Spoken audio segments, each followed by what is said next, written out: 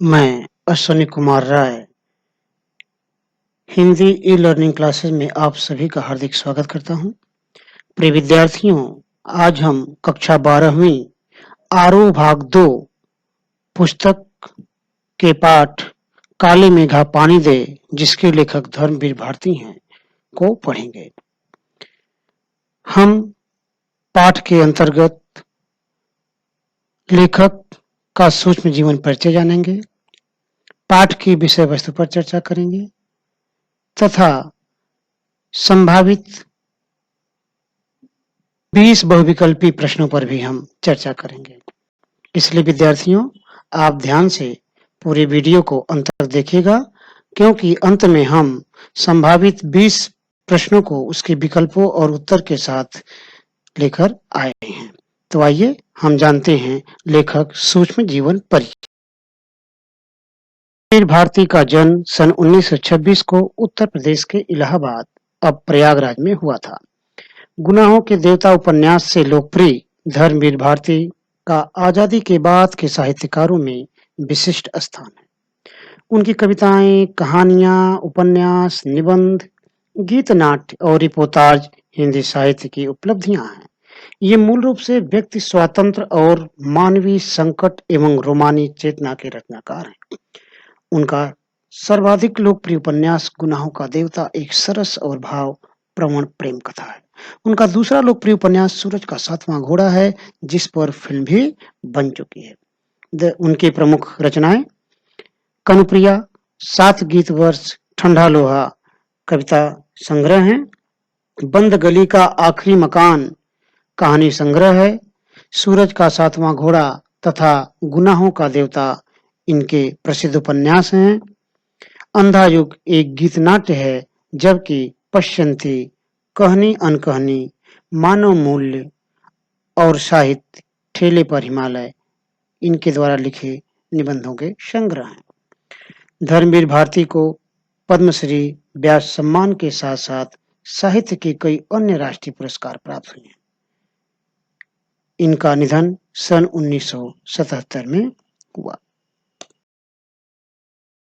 वस्तु काले मेघा पानी दे यह एक निबंध है जो तर्क और विश्वास के संघर्ष पर आधारित है।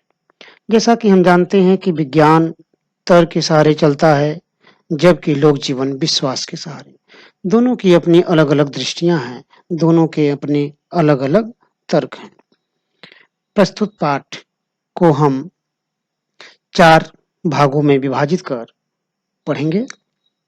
पहला इंदर सेना या मेढक मंडली, दूसरा लेखक और कुमार सेना, तीसरा जीजी और उनका विश्वास, चौथा लेखक की टिप्पणी। तो आइए देखते हैं इंदर सेना।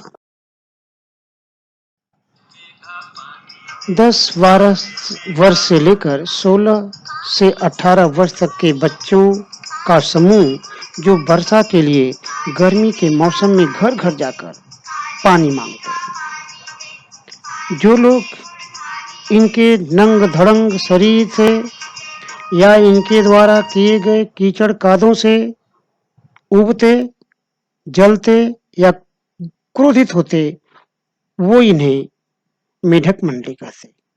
और जिन लोगों का इन पर विश्वास था कि इंद्र भगवान की सेना है, जो बारिश के देवता हैं, जिनकी इन पर आस्था थी कि इनके ऐसा करने से बारिश होगी, वो उन्हें श्रद्धा के साथ इंदर सेना कहते। ये होते तो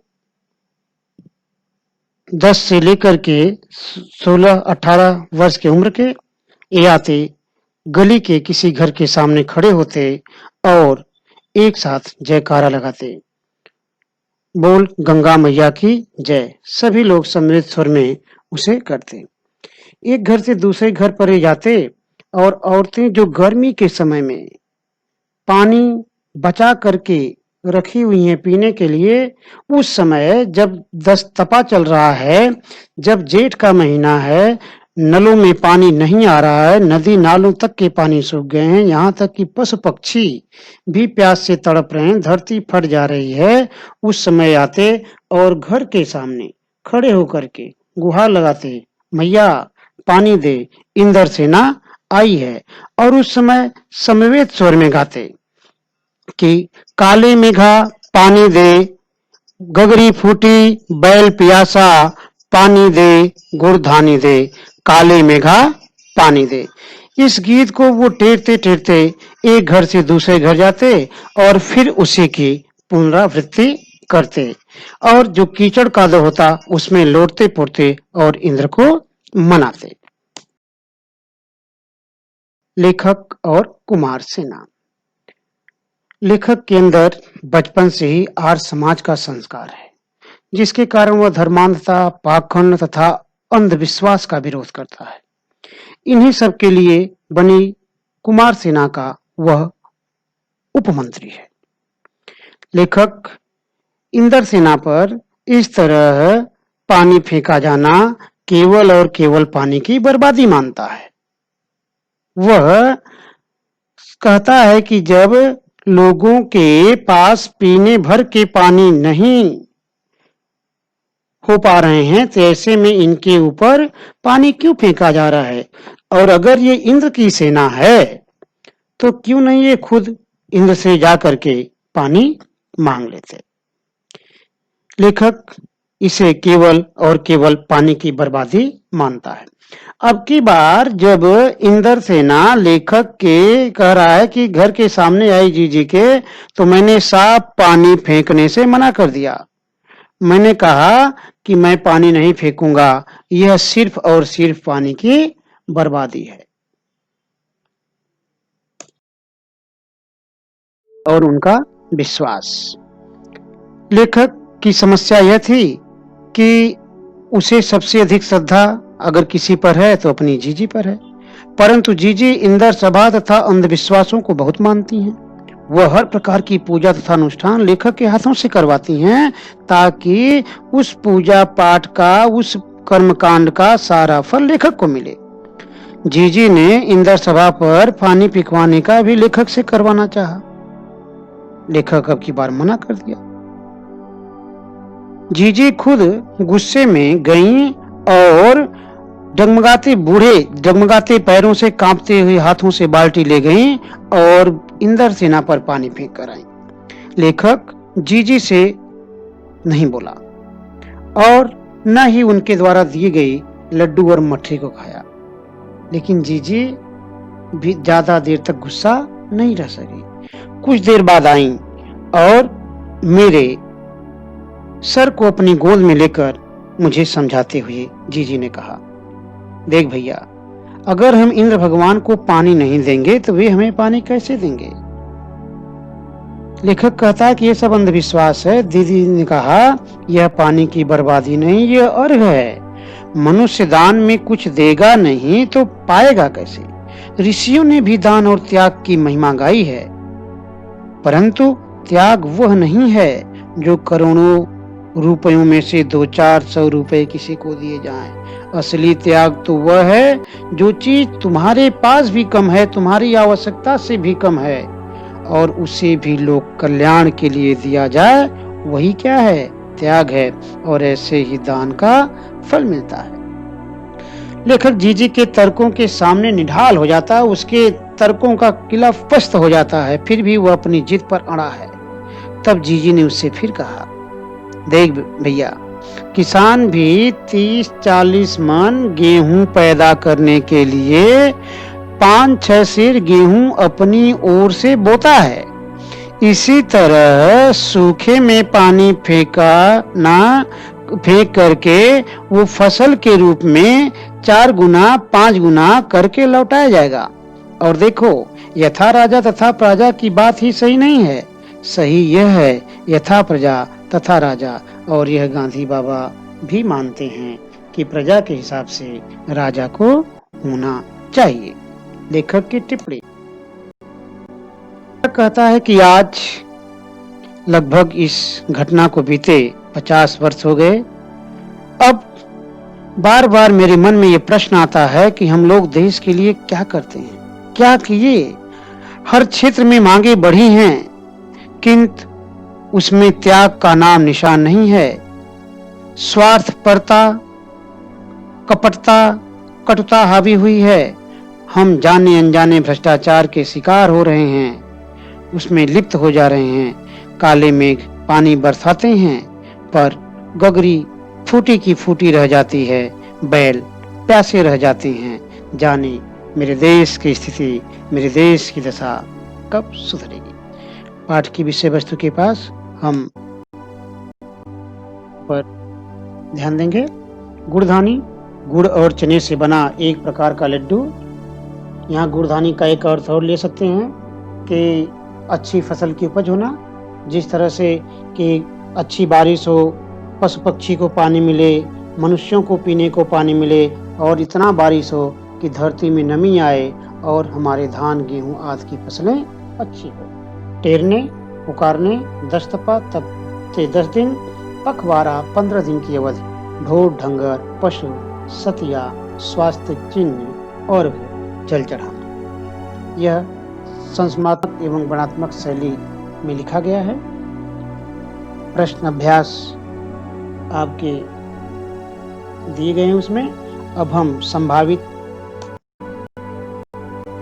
प्रश्नों पर चर्चा करेंगे उसके उत्तर के साथ। आइए पहला प्रश्न देखते हैं। काले मेघा पानी दे किसकी रचना है? विकल्प दिया है अशोक भारती, धर्मवीर भारती, उमा भारती, इनमें से कोई नहीं। तो सही विकल्प है धर्मवीर भारती। प्रश्न संख्या 2, जो लोग उनके नग्न स्वरूप, शरीर, शोर शराबे तथा उनके कारण गली में हुए कीचड़ कादों से चिढ़ते थे, वे उन्हें किस नाम से पुकारते थे? इंद्रसेना, मेढक मंडली, काले मेघा, मेघदूत। तो किस नाम से पुकारते थे? मेढक मंडली। मेढक मंडली से चिढ़ने वाले लोग उनकी अगवानी करते थे। क गालियों से, ख तालियों से, ग खिला पिलाकर, घ इनमें से कोई नहीं। तो सही उत्तर है जो लोग चिढ़ते थे उन्हें मेढक मंडली कहते थे, उनका स्वागत गालियों से करते थे। प्रश्न संख्या 4, इंद्रसेना या मेढक मंडली में सम्मिलित सदस्यों की उम्र होती थी 5 से 10 वर्ष, 7 से 9 वर्ष, 10-12 वर्ष से 16-18 वर्ष, इनमें से कोई नहीं। तो सही उत्तर है ग 10-12 वर्ष से 16-18 वर्ष। प्रश्न संख्या,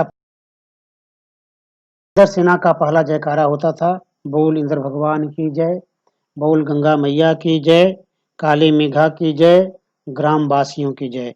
तो सही उत्तर है बोल गंगा मैया की जय। समवेत का अर्थ है अलग अलग, अकेले, एक साथ, इनमें से कोई नहीं। तो समवेत का सही अर्थ है एक साथ, संयुक्त सर। इंद्रसेना घरों के सामने रुककर क्या कहती थी? खाना दे मैया इंद्रसेना आई है, पानी दे मैया इंद्रसेना आई है, पैसे दे मैया इंद्रसेना आई है, इनमें से कोई नहीं। तो ढोर ढंगर का अर्थ है इनमें से कोई नहीं। तो सही उत्तर इसका है पानी दे मैया इंद्रसेना आई है। ढोर ढंगर का अर्थ है पशु, ढोर, अनाज, इनमें से कोई नहीं। तो ढोर ढंगर का अर्थ है पशु। इंद्रसेना पर पानी फेंकने को लेखक किस रूप में लेता है? पानी का सदुपयोग, पानी की निर्मम बर्बादी, देवता को अर्घ, इनमें से कोई नहीं। तो लेखक किस रूप में लेता है? पानी की निर्मम बर्बादी।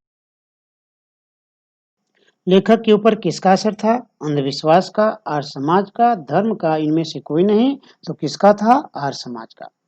प्रश्न संख्या 11, किस सभा का लेखक किस सभा का उपमंत्री था? तो कुमार समाज सुधार सभा, बाल सभा, इंदर सभा, समाज सभा। तो किसका मंत्री था?